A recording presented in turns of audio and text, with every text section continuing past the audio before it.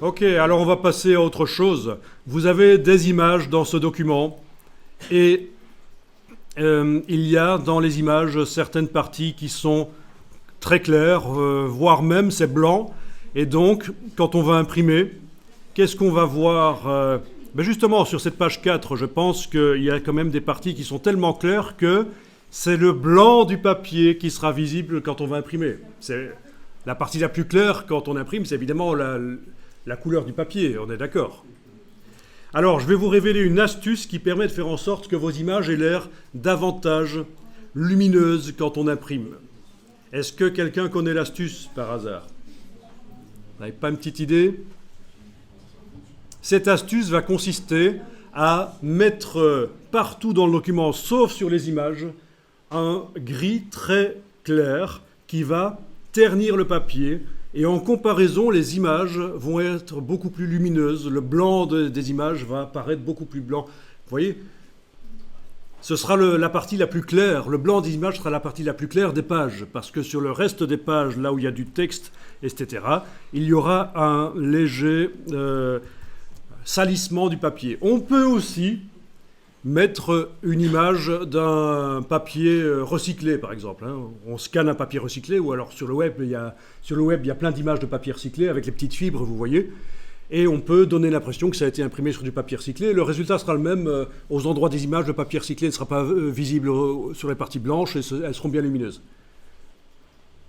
Pourquoi est-ce que quelqu'un aurait l'idée saugrenue de mettre en fond de page une texture de papier recyclé pour donner un aspect écolo, parce que bon, c'est marketing, il faut que les gens achètent, on s'en fout si on les trompe. Quel intérêt, pourquoi pas imprimer directement sur le papier recyclé? Pardon?